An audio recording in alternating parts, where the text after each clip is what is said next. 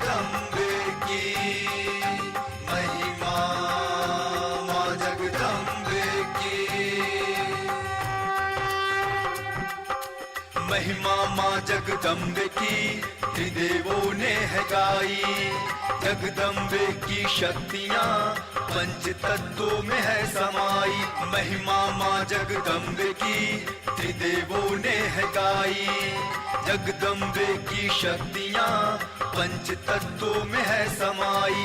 महिमा माँ जगदम्बे की महिमा, माँ जगदम्बे की महिमा, माँ जगदम्बे की महिमा, माँ जगदम्बे की।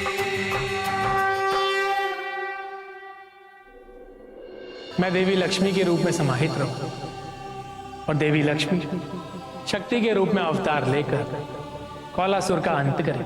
कौलासुर, तुम ही असुरों के उद्धारक हो। कौलासुर को उदंडता का क्या दंड देंगे आप? मृत्यु। अब तुम्हारे जीवन की अंतिम घड़ी आ गई है। मेरी प्रार्थना है आपसे कि आप इस स्थान पर स्थापित होकर इसे तीर्थ स्थान का महत्व प्रदान करें। हाँ कितना बढ़िया है ना सब कुछ। हाँ, बहुत अच्छा है। चाचा जी, हाँ बिटिया, यहाँ कितने सारे मंदिर हैं। ऐसा लग रहा है हम वापस से बनारस में आ गए। सोनी बिटिया, तुम भी ना कभी कभी बिल्कुल बच्चों जैसी बातें करती हो। अरे ये कांची है, कांची, कांचीपुरम, भारत की 7 प्रसिद्ध पुरियों में से एक। अच्छा, हाँ। 7 पुरिया। इसके बारे में आपने बताया तो है और मुझे नाम भी याद है। अच्छा जी, जरा बताओ तो कौन कौन से नाम याद हैं? अयोध्या, मथुरा, काशी हाँ, और वो। अच्छा ठीक है, मैं बताता हूँ, ध्यान से सुनो। अयोध्या, मथुरा, काशी, हरिद्वार, अवंतिका और द्वारिका। चाचा जी, ये तो 6 ही पुरियां हुई। अरे तो 7वीं ये कांची। सोनी बिटिया, वो लोग बहुत भाग्यशाली होते हैं जिन्हें ऐसे शक्ति पीठों के और पवित्र स्थानों के दर्शन करने को मिलते हैं। वो तो है चाचा जी, भाग्यशाली तो होते हैं और उसमें से हम भी थोड़े बहुत भाग्यशाली हैं। थोड़े बहुत नहीं सोनी बिटिया, हम तो महाभाग्यशाली, जिन्हें शक्ति पीठों के साथ साथ इन पुरियों के भी दर्शन करने के लिए मिल रहे हैं। सच है चाचा जी, माता सती बहुत कृपालु है। काफी समय हो गया है, तुम्हें भूख लगी होगी। एक काम करते हैं, कहीं चलकर कुछ खा लेते हैं। हाँ चाचा जी, भूख तो लगी है, लेकिन सिर्फ मुझे ही नहीं, आपको भी।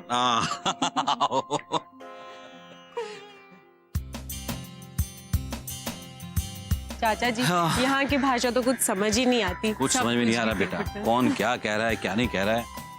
माता रानी बस कृपा करेंगे। हाँ, एक्सक्यूज मी। हाँ जी। ये कांचीपुरम मंदिर पास में ही है ना? हाँ, इधर पास में ही जी। Thank you uncle. हमको अंकल बोला, हमको बहुत अच्छा लगा। आप हमारा बेटी जैसा।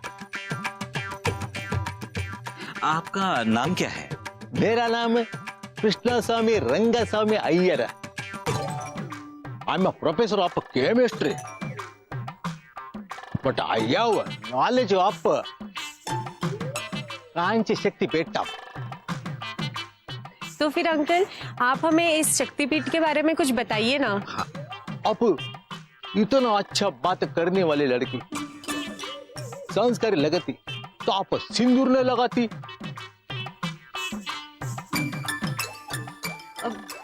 एक्चुअली हमारे में सिंदूर शादी के बाद लगाते हैं। अयो, सिंदूर त्याग की निशानी होती। मस्तक पे टीका लगाती, पूरी गजरा भगवान को चढ़ाकर अपना जुड़ों में लगाती, वो भगवान खुश होती, उसमें भक्ति आती, फिर अपना भगवान खुश होकर आशीर्वाद देती। हाँ, और कुछ बताइए हमें। हाँ, अब आप इधर नाश्ता करो जी, हम आता जी, ये थोड़ा हमारा काम करके आते जी। जी जी, हाँ? शुक्रिया। आओ बेटी। हाँ चलो, कोई तो मिला जिसे हिंदी आती है। हाँ चाचा जी, नहीं तो बहुत मुश्किल हो जाती समझने में। सही बात।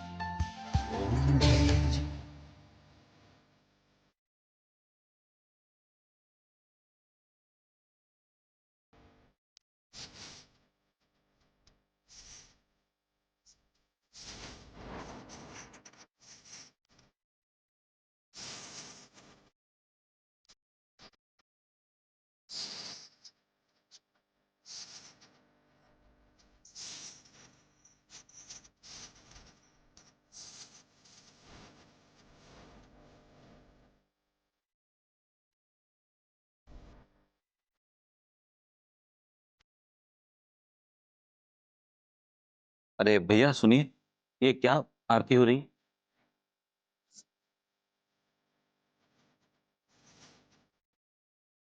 यहाँ तो कोई बात ही नहीं करता। हमारी बात यहाँ कोई समझता ही नहीं है, तो बात क्या करेगा। मेरा तो यहाँ मन ही नहीं लग रहा है। और देखिए ना, आरती भी तमिल में हो रही है। यहाँ की भाषा ही तमिल।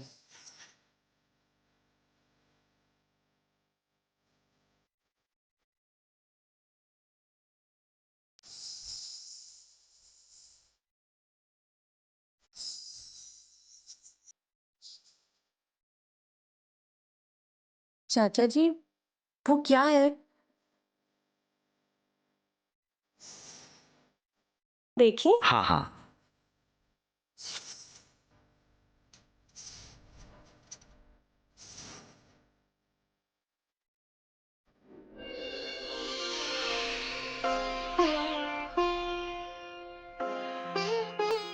चाचा जी, ये खंबे पे डंडिया और आग क्यों लगी हुई है? कुछ समझ नहीं आ रहा है। अब देखिए ना, यहाँ किससे पूछे? यहाँ तो ना कोई हमारी बात समझता है, ना हमें उनकी बात समझ में आती है। क्या करें सोनी बेटी, भाषा का अंतर जो है, कुछ नहीं कर सकते। मैं एक काम करती हूँ, पापा को फोन करती हूँ। आप यही सही रहेगा। प्रोफेसर साहब यहाँ होते तो। हेलो पापा। पापा, यहाँ लैंग्वेज के कारण बहुत परेशानी हो रही है। माता कामाक्षी के बारे में कुछ भी जानकारी नहीं मिल पा रही है। पापा, आप एक काम करिए ना, अगर इस बारे में कोई भी लिटरेचर मिले तो प्लीज मुझे मेल कर दीजिए, ताकि मुझे थोड़ा गाइडेंस मिल जाएगा। ओके पापा, thank you so much. Bye. कई बार क्या हुआ? सोनी ठीक तो है? हाँ ठीक है, मगर कुछ परेशान सी है वो। परेशान? पर क्यों? मेरी बात कराओ फोन पे एक बार। तो यार तुम तो अनायास घबराने लगी।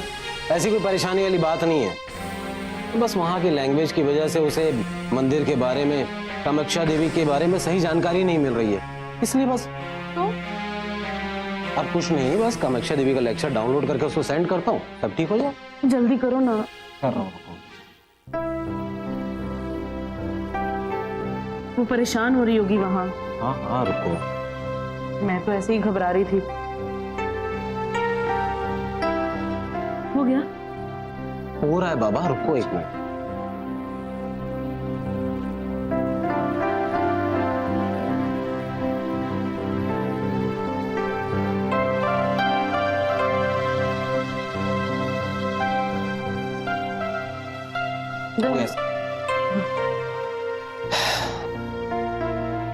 मिल गया उसको? मैं अंदर जाके देखूंगा। चलो मैं चाय लेके आती हूँ। लेके आओ। हे भगवान, इसको बोल दो फोन। अरे हाँ, वो पानी भी ले आना साथ में। चौबे जी, आप किधर खड़ा होती, हम लोग तुमको किधर किधर नहीं ढूंढता। कितना ढूंढा मैं आप लोग को। अरे प्रोफेसर साहब, बहुत सही समय पर आए हैं। हम काफी देर से आपकी प्रतीक्षा कर रहे थे। अरे मैं बहुत जल्दी आता था, लेकिन आइए आप लोगों को ये घर का खाना खिलाने के वास्ते लेट हो गया। Thank you uncle. Thank you. बेटी ऐसा कैसा बोला हमको थैंक यू, आप हमारा बेटी जैसा। थैंक यू नहीं बोलने का अच्छा नहीं लगता। अब जाने दो, आप लोग अभी चलो, पहले खाना खा लेते हैं, फिर उसके बाद पुजारी के पास जाते हैं। मैं उनसे बात करके आई हूँ। अंकल आई हूँ नहीं, आया हूँ। अरे वही क्या बात कर, वो बात क्या मैंने अभी वो अपना कुटिया में बैठा है। हाँ लंच टाइम हुआ है ना, चलो आओ।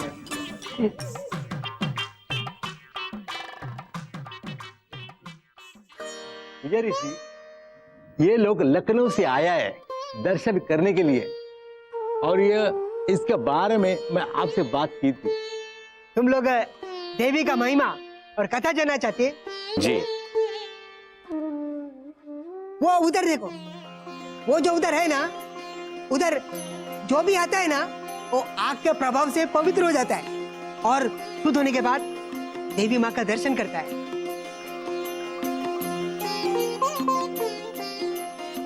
और वो राख से टीका लगाता है। ये कांची कामाक्षी के कथा में कोई राक्षस, कोई युद्ध नहीं। बिना युद्ध की कथा? अयो बेटी बीच में मत बोलो।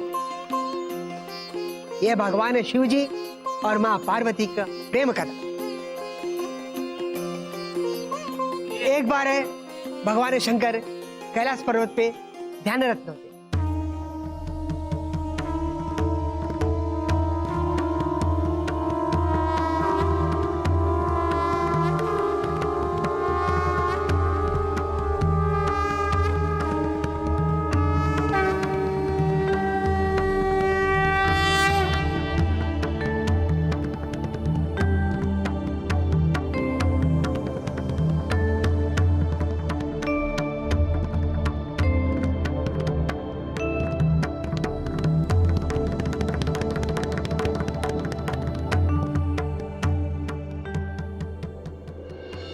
इंद्रदेव, कैलाश पर्वत के मनोरम और मनोहारी दृश्य को देखकर मेरे पक्ष स्थिर हो, गतिशील नारद को गतिहीन कर दिया है। देव ऋषि नारद, भला आपने ऐसा कौन सा मनोरम और मनोहारी दृश्य देख लिया है, तनिक हमें भी सूचित करें।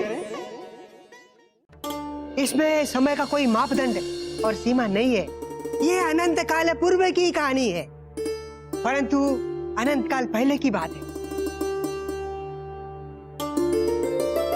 जब भगवान भोलेनाथ ने सृष्टि के कल्याण हेतु तपस्या करने की योजना बनाई और अपने आसन पे बैठ के ध्यान में जाने का उपक्रम किया।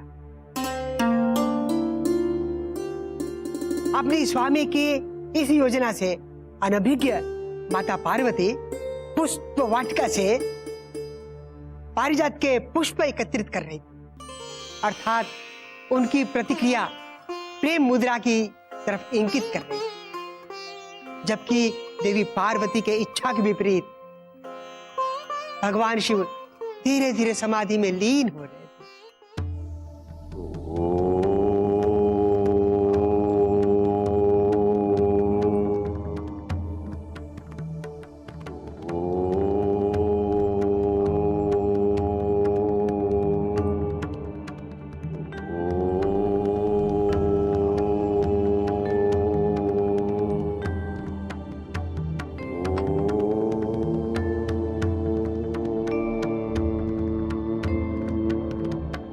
स्वामी,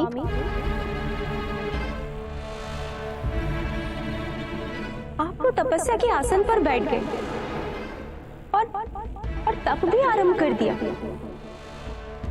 मैं तो आपकी आज्ञा लेकर पुष्प वाटिका गई और आपने मुझे वचन दिया था कि हम दोनों कुछ समय साथ व्यतीत करेंगे।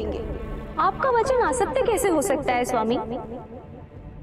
जागिए, जागिए स्वामी, अपनी समाधि से उठिए।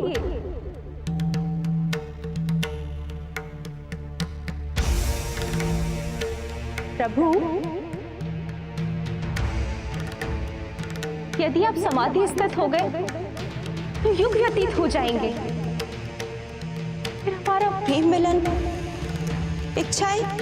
नहीं नहीं प्रभु, आपको जागना ही होगा। जागिए प्रभु, जागिए। आपको जागना ही होगा। नेत्र खोलिए भोलेनाथ। देखिए, आपकी पार्वती आपकी प्रतीक्षा कर रही है। जागिए प्रभु। हे आशुतोष, आप आपकी तपस्या बाद में कर लीजिएगा। आप पार्वती के मन की व्यथा क्यों नहीं समझते प्रभु? जागिए भोलेनाथ।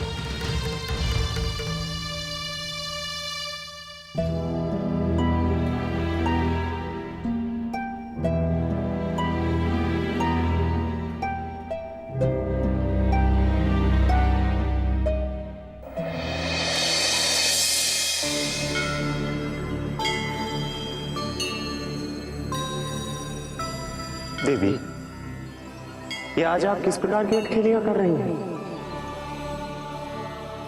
स्वामी, आप समाधि से बाहर आ गए।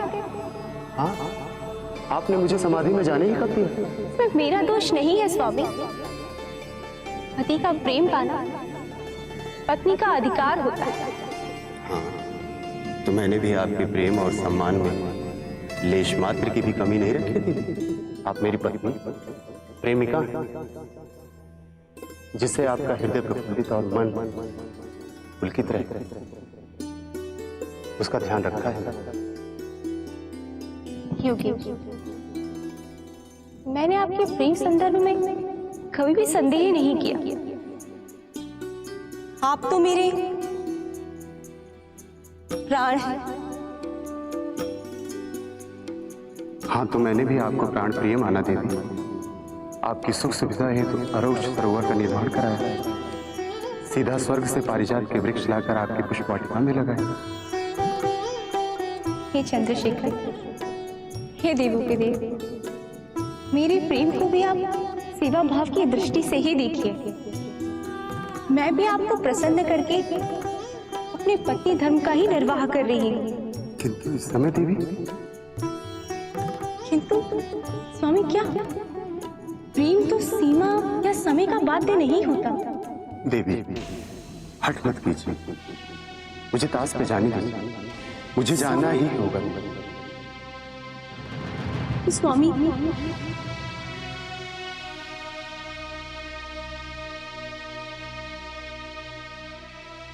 स्वामी, अब आप मेरे साथ अन्याय कर रहे हैं। नहीं नहीं देवी, ऐसे अनर्गल विचार अपने मन में मत लाइए। तो फिर आप मेरी विनती स्वीकार ही क्यों नहीं करते हैं स्वामी? यदि आपकी तपस्या सृष्टि हित में निहित है, तो मेरा प्रेम प्रसंग ही प्रकृति कल्याण में सहायक सिद्ध होगा। मैं आपकी बात से पूर्णतः सहमत हूँ देवी, किंतु परंतु सदैव ही गणों की भांति आपके समक्ष रहते हैं प्रभु। मैं कुछ नहीं जानता।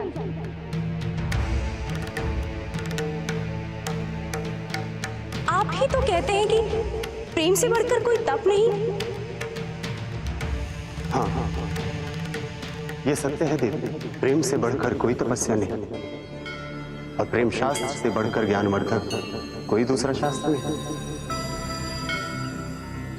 स्वामी, फिर आप मुझे प्रेम तपस्या क्यों नहीं करने देते?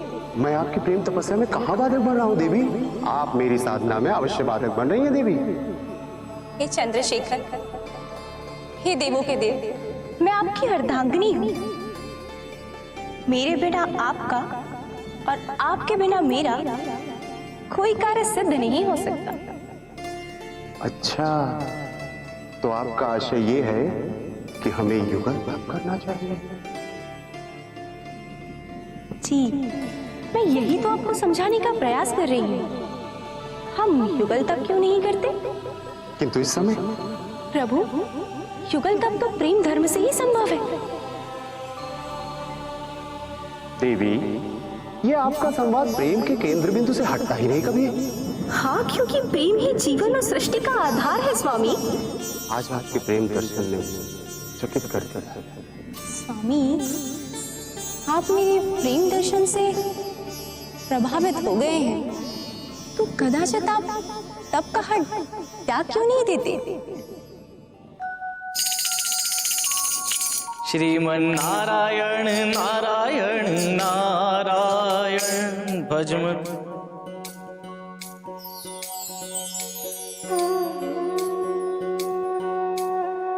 नारायण नारायण, आपकी लीला अपरंपार है भोलेनाथ।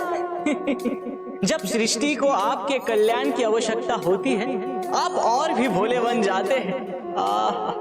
और आपके इसी भोलेपन को माता पार्वती समझ नहीं पाती। नारायण।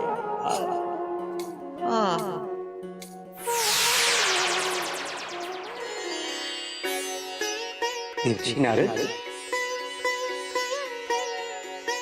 देवऋषि प्रणाम। कल्याण मस्त। देवऋषि, आपको तो समस्त जगत के लोगों ने सदैव भ्रमण करते हुए ही देखा है, पुनः आज आप यहाँ इस प्रकार स्तंभ रूप में स्थिर क्यों हैं? नारायण नारायण। इंद्रदेव, कैलाश पर्वत के मनोरम और मनोहारी दृश्य को देखकर मेरे पक्ष स्थिर हो, गतिशील नारद को गतिहीन कर दिया है। देवऋषि नारद, भला आपने ऐसा कौन सा मनोरम और मनोहारी दृश्य देख लिया, तनिक हमें भी सूचित करें। स्वामी, अब आप सृष्टि का कल्याण कीजिए। आपकी तीनों नेत्र बंद हो गई। भूमंडल के समस्त प्राणी हम देवताओं को पुकार रहे हैं, हमारी प्रार्थना कर रहे हैं, परंतु हम किसी साधारण मनुष्य की भांति कितने विवश हैं देवी। तो फिर भोलेनाथ के नेत्र कैसे खुलेंगे स्वामी? हाँ देवी शची, आप सत्य ही कह रही हैं, और ये मात्र सूर्य देव का अपमान नहीं है, अपितु ये हम सब देवों का अपमान है।